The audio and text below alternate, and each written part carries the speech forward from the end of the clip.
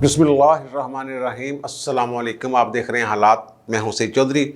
आज वज़ीर-ए-आज़म के मामले खसूसी शहबाज गिल साहब ने एक और नया शोशा छोड़ दिया। उन्होंने कहा जनाब कि मरीम नवाज़ की एक नई ऑडियो सामने आ रही है और थरथली मच जाएगी। तो वो क्या ऑडियो है, वीडियो ऑडियो का एक चक्कर जो चल रहा है, किस किस्म के ऑडियोज़ और किस किस्म की वीडियोज़ जो हैं नई आने वाली है। ये जो इन्होंने शहबाज गिल ने बात की है, इससे ख़तरनाक एक और ख़बर है। कैसे भी ख़तरनाक कोई वीडियो आ सकती है। और फिर वही बातें, निज़ाम तब्दील करने की बातें कि निज़ाम को, पूरे निज़ाम को कैसे बदल दें। ये इस तरह की रावलपिंडी में कुछ मशवरे हुए हैं, कुछ मुलाकातें हुई हैं और वो क्या रास्ता इख्तियार किया जा सकता है और क्या रास्ता नहीं इख्तियार किया जा सकता। और फिर जो नए DGISI हैं उन्होंने एक अहम हदायत जारी की है। ये एक मुसद्दका सोर्स से खबर पहुंची हम तक, तो वो बताएंगे उन्होंने क्या करने जा रहे हैं वो, और उनका मुस्तकबिल का प्लान जो है, जो 12 दिनों में उन्होंने किया है, वो क्या प्लान है। और इससे पहले जो गवर्नर पंजाब चौधरी सरवर ने कहा है कि जनाब $6 अरब के लिए सारा कुछ ही बेच दिया है पाकिस्तान की हुकूमत ने, IMF ये वो। और फिर आज स्टॉक मार्केट की जो आपने सूरत हाल देखी, 2000 पॉइंट नीचे एक धड़ाम से गिरी।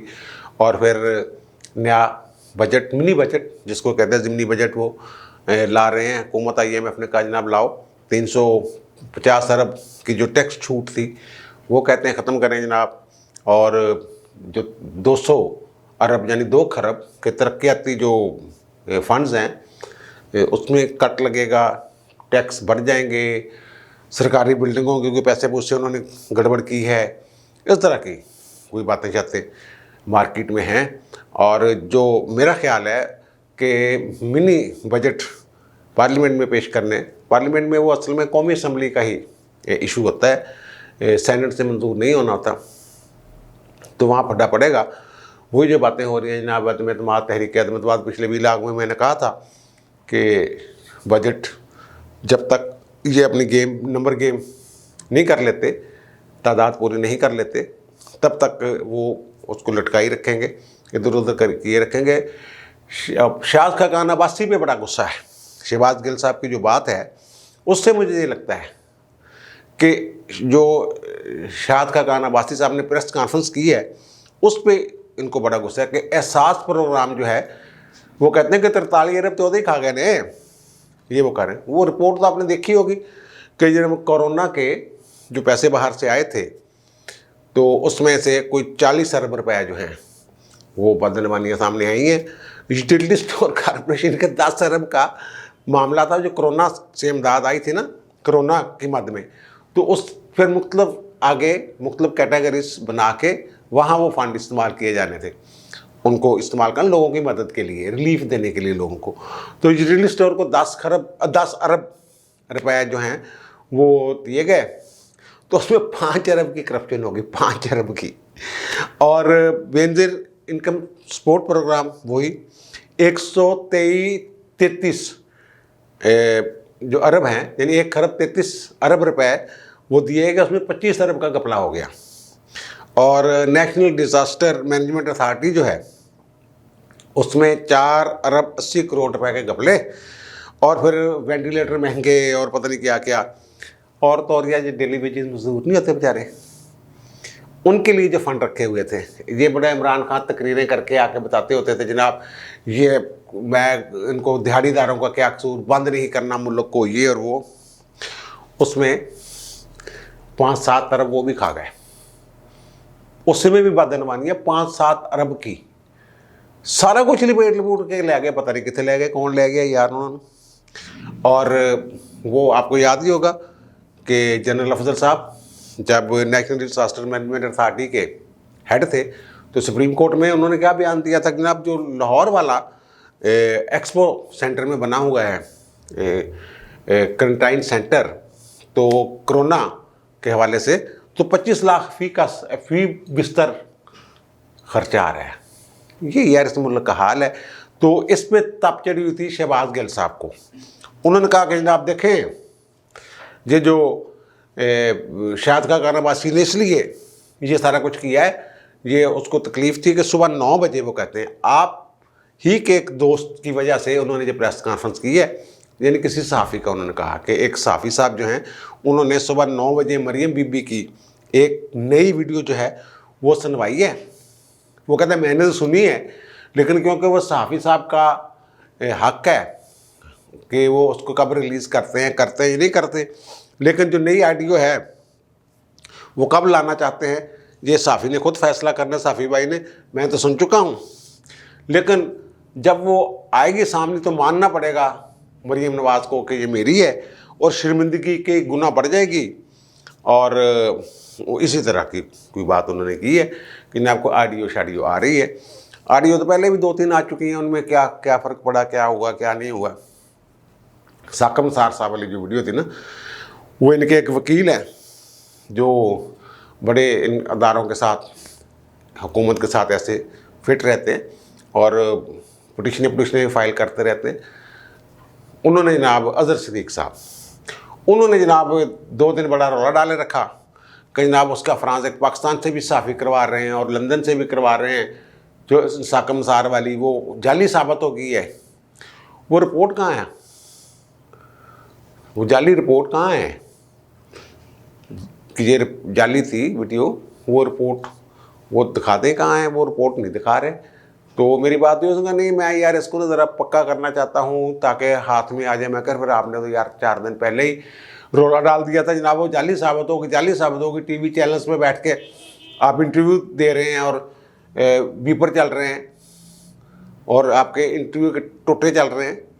इस तरह वो सारा मामला चल रहा है। वो देखें, वो फ्रांजिक होंगे, ऑडियो आती है नहीं आती, मरियम मानती है नहीं मानती, क्या होता है क्या नहीं होता। ये तो कार्य वाली वीडियो की बात है ना। कुछ और जो वीडियो शूडियो की बात है उस पर भी करते हैं बात, लेकिन इससे पहले वो पता ये चला है कि DGISI ने जब 20 नवंबर को संभाला है ओहदा, तो उसके बाद ये मैं यार ना अंदर के एक बंदे के हवाले से ये बात कर रहा हूँ। बड़े अफसर होते हैं वहाँ यार, ब्रिगेडियर भी होते हैं, मेजर जनरल भी होते हैं, कर्नल भी होते हैं, फिर सिविलियन भी होते हैं। वो डायरेक्शन ये आई है जनाब DGISI जनरल नदीम अंजम साहब की तरफ से कि भाई आपने कोई सियासत में मुलव्वस नहीं होना, कोई सियासी काम नहीं करना। वो जो मार्कोर का असल काम है उस पर तवज्जो रखनी है। अगर कोई पाइपलाइन में सियासत वाले इशू पड़े हुए हैं तो वो ठप, चैप्टर क्लोज। ये अब तक पता चला है। और पता ये चला है, अंदर की खबर ये है कि DGISI अपने, वो जैसे पिछले DG साहब थे, वो उनके अपने को मफादात होंगे या क्या मामला था, वो आगे बढ़ के क्यों छक्के चौके मार रहे थे, इनकी कोई खबर आई है अब तक? 20 से अब तक कोई खबर कि जनाब DGISI ने ये कर दिया वो कर दिया। मासवे इसके कि जो 6 दिसंबर को ब्रीफिंग के हवाले से जो कुछ बातें हो रही हैं, शायद वहाँ पहली मुलाकात उनके साथ हो जाए सियासतदानों के साथ। लेकिन वो भी अब क्योंकि अपोजिशन ने बाइकाट कर दिया उसका, कौमी सलामती कमेटी का जो पार्लियामानी इजलास हो रहा था इन कैमरा, तो मे बी वो, मुझे तो लगता है वो जो अजलास है वो वैसे ही ख़त्म कर देना उन्होंने। और फवाद चौधरी से लोगों ने पूछा था जनाब क्या बनने जा रहा है उसका, तो उन्होंने कहा ये तो स्पीकर साहब ने बुलाया था, स्पीकर साहब जानते होंगे, मुझे नहीं पता। लगता ये है कि वो इजलास जो है वो मनसूख हो जाएगा या मुलतवी हो जाएगा, वो नहीं बात। लेकिन जो इतला मैं बताने लगा था वो ये है कि जो भी हदायत या असल जो कंट्रोल है वो बाजवा साहब ने अपने हाथ में ये रखा हुआ है सारे मामलात का। बाजवा साहब जो पॉलिसी बनाएंगे वही आगे, यानी उसी हद तक, उसी लिमिट के अंदर, उसी दायरे के अंदर रह के वो ISI जो अगर काम करना पड़ता है। लेकिन माजी में जो हो रहा था वो बंद कर दिया गया है। अब वो अगर वो कहते हैं वो ये इतला कुछ इस तरह की है कि रावलपिंडी में शायद बाजवा साहब से कुछ मुलाकातें हुई हैं लोगों की, तो उनके दिल में वही सवाल पर आना फिर आ गया है कि यार निज़ाम को मुकम्मल तौर पर, एक तो ये यार बात यह है कि वो पछता रहे हैं, अजहार किया है उन्होंने इस बात का खुल्लम खुल्ला कि शायद फैसला सही नहीं सी, कोड़ा ठीक नहीं सी, एक बात। और दूसरी बात यह है उसमें सहाफ़ी भी थे ना यार, कुछ सहाफ़ी भी थे। तो उन्होंने यही निज़ाम बदलने की बात शायद की है, कैसे बदला जा सकता है। वो सदारती निज़ाम पे दिल टिकता है उनका कि सदारती निज़ाम हो तो ये ब्लैकमेलिंग कम हो जाती है और इख्तियारात सदर के पास काफ़ी हो जाते हैं, फैसले करने आसान होते हैं, पार्लिमानी सिस्टम ठीक नहीं है, जितनी भी पार्लियामेंट वज़ीर आज़म आए हैं वो या तो ब्लैकमेल हुए हैं या फिर कुछ इस तरह की बातें कहते हो। वो कहते हैं कि आइन में तरमीम करने की जो है, वो जो आइन का बुनियादी ढांचा होता है, इस पर मैं तफसील से विला कर चुका हूँ। जब शुरू में एक रौला पड़ा था कि उसमें आइन का एक बुनियादी ढांचा होता है जो सुप्रीम कोर्ट करार दे चुकी है, उसमें जो पार्लिमानी निज़ाम है, पार्लिमानी तर्ज़ हुकूमत, इस्लामी पार्लिमानी तर्ज़ हुकूमत, ये उसको वो बुनियादी ढांचा डिक्लेयर कर चुकी है। सुप्रीम कोर्ट वो कहते हैं इसमें तरमीम नहीं हो सकती, पार्लियामेंट तरमीम नहीं कर सकती उस वक्त तक जब तक अवाम से मैंडेट ले करना है। अवाम से मैंडेट लेने का एक ही तरीका होता है कि अपने इंतखाबी मंशूर में कोई जमात उसको शामिल करे और फिर इलेक्शन जीते और 2/3 अक्सरियत से उस अपने मंशूर की बुनियाद पे कहें जनाब हम ये सिस्टम चेंज करने लगे हैं। ओके, ये इंदिरा नेहरू केस जो है भारत में, वही पाकिस्तान में उसी को उन्होंने मुख्तलिफ जजमेंट्स में 90 के दहाई के बाद जो जजमेंट्स आई हैं उनमें उन्होंने इसको शामिल किया बुनियादी आइनी ढांचे को। पहले तो मानती नहीं थी, अब कहते हैं बुनियादी आइनी ढांचा है। उसमें कुछ जजेस ने जो करारदाद मकासद है उसको बुनियादी आइनी ढांचा डिक्लेयर किया हुआ है। इस तरह का वो है, वो कहते हैं जी पार्लियामेंट के पास इख्तियार नहीं, सुप्रीम कोर्ट उसको फिर कलअदम कर सकती है। उन्होंने ये कहा हुआ है उसमें कि उसका जायज़ा लिया जा सकता है अगर ऐसा करते हैं तो। दूसरा तरीका ये है कि रेफरेंडम का, जो वो सोच रहे हैं रावलपिंडी वाले कि क्या रेफरेंडम के ज़रिए, यस रेफरेंडम के ज़रिए निज़ाम बदला जा सकता है। आपको याद होगा बरतानिया में जब यूरोपीय यूनियन से निकलना था, रेफरेंडम हुआ, पार्लियामेंट पे भारी होता है, वो पूरी अवाम की राय होती है। और तुर्की में जब फ़ौज का किरदार ख़त्म किया उन्होंने अपने आइन में, तो वो भी रेफरेंडम के ज़रिए। लेकिन रेफरेंडम अब हो गया मुश्किल पाकिस्तान में।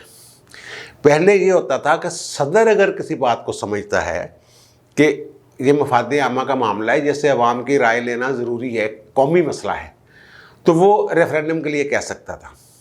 और रेफरेंडम फिर वो उसकी बुनियाद पे एक सवाल बनाया जाता था, सवाल जो है वो फिर उसके मुताबिक लोगों से राय ली जाती थी। ये था पहले। लेकिन 18वीं आइनी तरमीम के बाद ये मामला सदर के हाथ से गया निकल, ये अब आ गया वज़ीर आज़म के पास।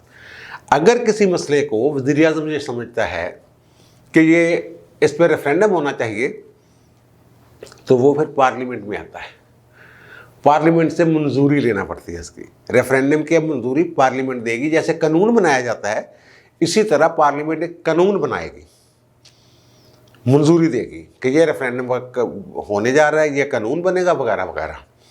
तो वो फिर वो एक सवाल की शक्ल में अवाम के पास जाएगा। ये मेरा ख्याल वो कोशिश कर रहे हैं सदारती निज़ाम की, तो ये बड़ी देर से ये कोशिशें हो रही हैं। बल्कि ये वज़ीर आज़म साहब भी एक दफ़ा कह चुके हैं, जब ये इनकी बड़ी आपस में कुर्बतें थी, मोहब्बतें थी, बड़ी गूढ़ी, एक ही पेज पर थे, उस वक्त भी वज़ीर आज़म साहब ने उन्हीं के कहने पे ये सदारती निज़ाम की बात छेड़ी थी कि जनाब पार्लिमानी निज़ाम में ब्लैकमेलिंग होती है, मैं ब्लैकमेल नहीं हूँगा वगैरह वगैरह। वज़ीर आज़म साहब अब अरसा ही हो गया, अक्टूबर के बाद से सुना है कि कोई मुलाकात नहीं हुई उनकी।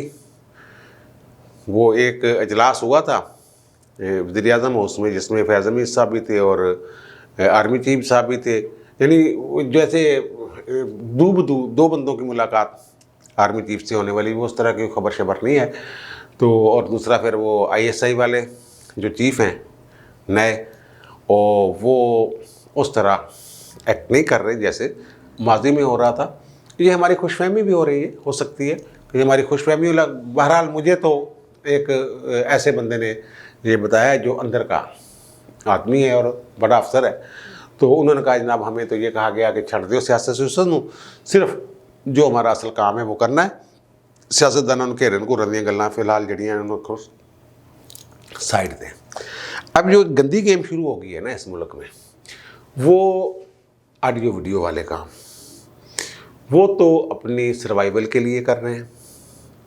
वो जो नवाज शरीफ मुस्लिम लीग नून वो जो कर रहे हैं, बोले वो उन्होंने जो अरशद मलिक वाली वीडियो तो खुद बाकायदा प्रेस कॉन्फ्रेंस करके उन्होंने रिलीज़ की थी, और फिर अरशद मलिक साहब उस पर नौकरी से भी चले गए थे, और आसिफ सईद खोस्ता साहब ने उससे बड़ा एक बदनवा दाग माथे पे, अदलिया के माथे पे क्लिंक का दाग, पता नहीं क्या क्या कहा था, लेकिन वो घर चले गए अरशद मलिक साहब।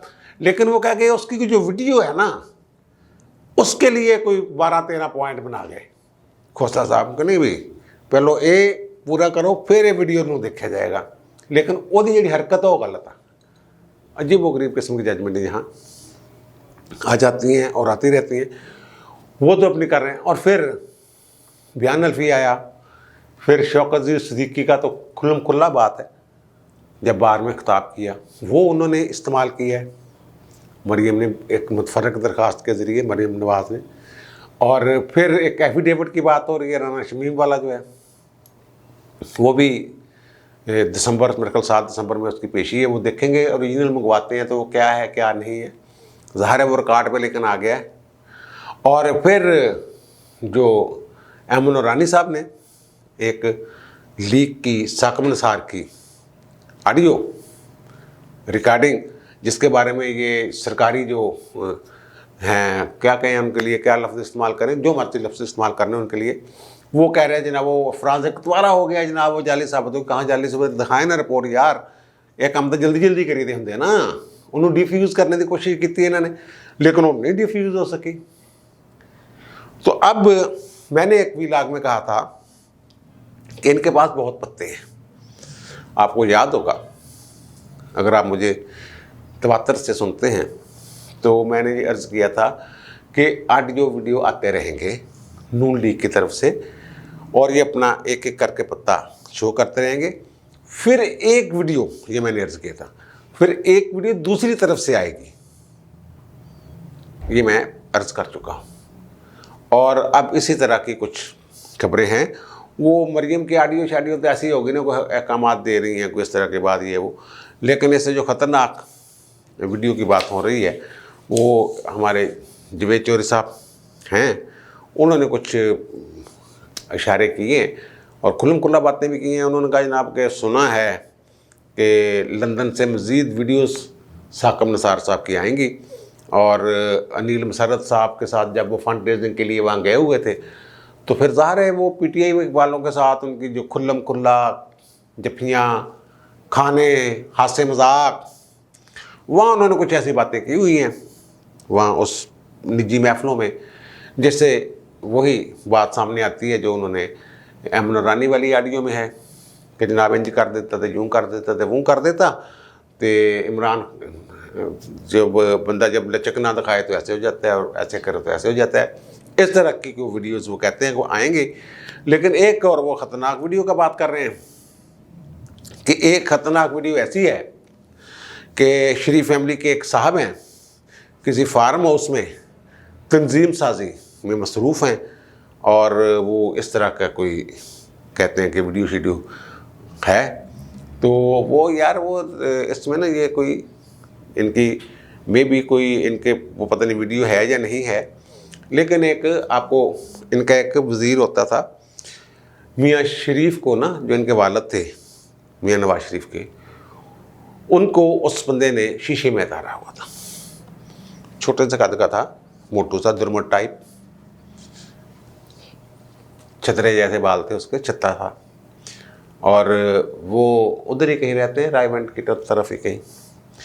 तो वो जनाब मेरे ख्याल जेल खाना जात और सियाहत वगैरह ये वो ऐसे को मामलात भी, MP भी रहे हैं, पटवारियों से भी लड़ाई हो गई थी एक दफ़ा, कुट खा ली थी उन्होंने, गालियाँ शालियाँ दे दी थी, कुछ तरह का मामला उसका। वो कुछ लोग कहते थे मौत कुछ भी नचते रहे हो साहब, और कुछ लोगों का ख्याल है कि वो सुल्तान राय के साथ कुछ छोटा मोटे वो करेक्टर के तौर पे भी वो नहीं छोटा मारे थे, क्या वो जंदा बंदा उस टाइप कोई काम शाम।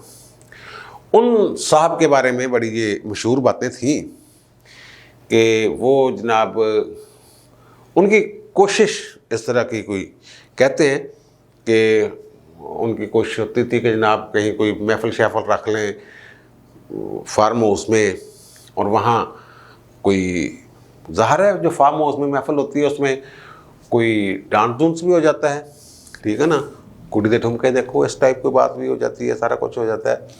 तो वो जो शरीफ फैमिली का जो जिक्र कर रहे हैं ना, वो शरीफ फैमिली का जो है ना मामला, वो शरीफ फैमिली का बंदा नहीं है, शरीफ फैमिली से जुड़ा हुआ एक बंदा है, उसकी कुवड़ी हो सकती है। क्योंकि वो साहब जो हैं जिनका मैंने जिक्र किया है, जो शौकीन थे ऐसी पार्टियों के और बुलाते थे मुख्तलिफ लोगों को वहाँ, तो वहाँ एक दफ़ा एक साहब वो भी वहाँ पाए गए थे जो शरीफ फैमिली से जुड़े हुए हैं। फिर मुखबरी हो गई, कुछ इस तरह की बातें हैं कि वो मुखबरी शुक्री हो गई कि जनाब ये बंदा जो हमारी फैमिली मेंबर बना हुआ है, वो जो जिसको मैं छोटू की बात कर रहा हूँ, दुर्मट टाइप आदमी, तो फिर जनाब फिर वो उसको बाकायदा फेंटा लगाया गया और उसका दाखिला बंद कर दिया गया था। तो उसके दौर में भी उसने, क्योंकि वो उनका भी बंदा था, मियाँ साहब को शीशे में तारा हुआ था उसने, लेकिन काम वो किसी और के लिए करता था, किसी और एजेंसी के लिए। भी उस दौर की कोई छोटी मोटी कोई हो जिसका जवेच और सब जिक्र कर रहे हैं, ये बातें इस तरह सीना गदट ये चलती चलती उस वक्त पहुंची थी जब फेंटा लगा था ना। वो फेंटे की जो तफसीलात आई थी सामने कि फेंटा क्यों लगा है, तो उसमें पता चला था भाई साहब कोई ना ऐसे महफिलें शैफलें लगाने की कोशिश कर रहे थे। तो फिर वो रायबंड वालों को लग गया पता, उन्होंने फिर लगाया फेंटा इसका। भी इस तरह की बात हो। बहरहाल ये गंद बहुत उछल रहा है, बहुत गंद उछलेगा। आप कल को शहबाज गिल साहब के गाँव में जाके कोई बंदा माइक लेके ना पुराने बाबियाँ तो पूछने लग जाए, इस तरह हर फैमिली की हिस्ट्री पूछने लग जाए कि फ़लाँ के साथ क्या हुआ था और फ़लाँ के ख़िलाफ़ क्या मुकदमा बना था और फ़लाँ बंदा कौन था और क्या हुआ था। तो फिर तो यार ये ऐसे तो गंद उछालना है तो उछालते जाएँ, आगे आगे चलता जाएगा चलता जाएगा चलता जाएगा। अल्लाह रहम करे, हदायत दे इन लोगों को। अब मुझे दी इजाज़त, इंशाल्लाह दोबारा मुलाकात होगी नए व्लॉग के साथ। अल्लाह हाफ़िज़।